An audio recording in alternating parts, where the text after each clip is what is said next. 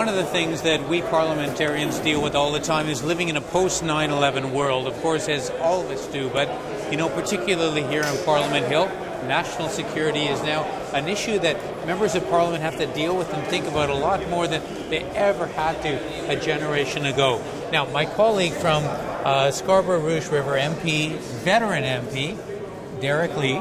Derek, you've introduced a bill into Parliament that will help parliamentarians deal with these very sensitive national security issues. Tell me about it.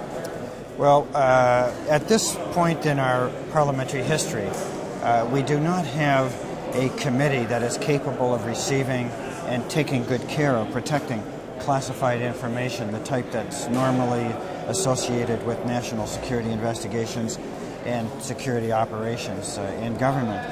All of our major allies have committees of their legislatures or parliaments that can do this and protect the information at the same time. We don't, for reasons that are just peculiar to Canada. The last government introduced a bill that would create such a committee.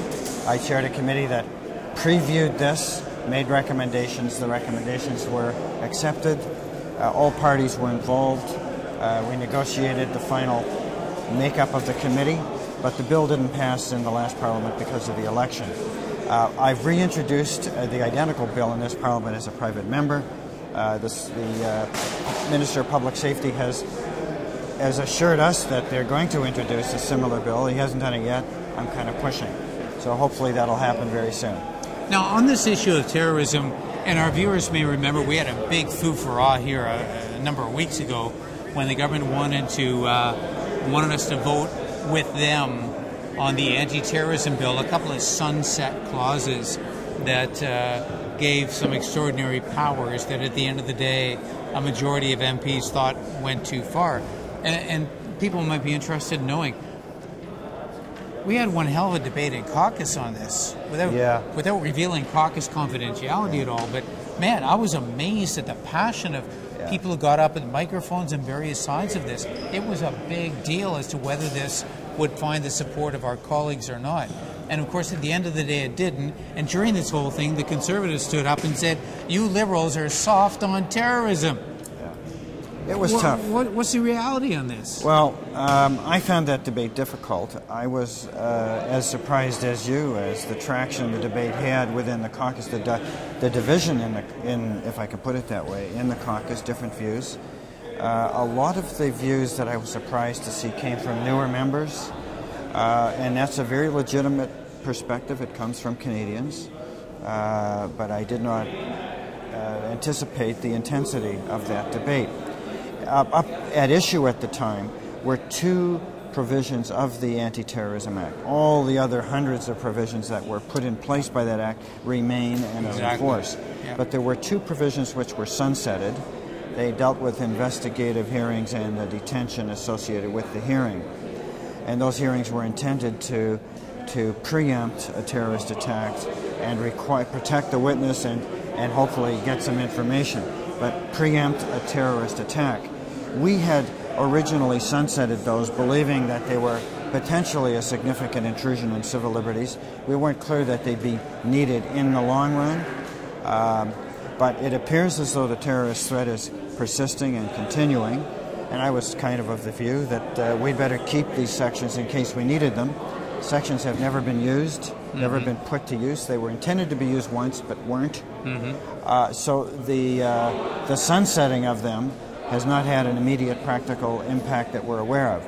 It's likely that the government will want to reintroduce provisions similar in concept, if not identical, and that will bring back those divisions within the House and the caucus again.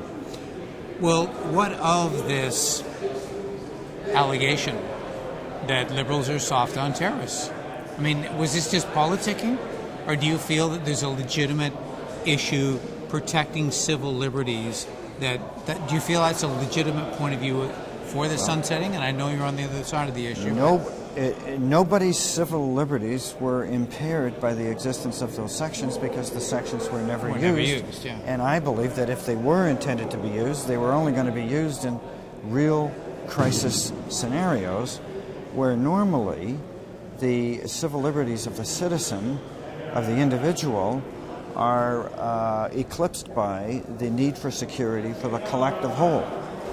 And only temporary, and always under the supervision of a judge in the court, which those sections were. Now, will we need them again? It's arguable that in theory we may, and I have never met anyone in my caucus, I've never met anyone in Parliament who's soft on terrorism. Those are very political words. They don't bear any relation to the reality, and it was for the Liberal government that introduced Bill C-36, the Anti-Terrorism Act, in the first place. Well, absolutely. Thank you very much. And by the way, I hope you caught this. I mean, we're both Liberals here, and the Liberal Party actually voted to not support these clauses, and yet you just heard a prominent Liberal arguing for them. There you go. There you go. We find a way. And you're not in trouble, right? We seem to have all survived. But I mean, everyone should realize that there is always some difference of view within a caucus. And there should be. Even in a caucus of two, you're going to find it. So, unless you're conservative. Perhaps they have their challenges. Yeah, okay. Thanks for watching MPtv.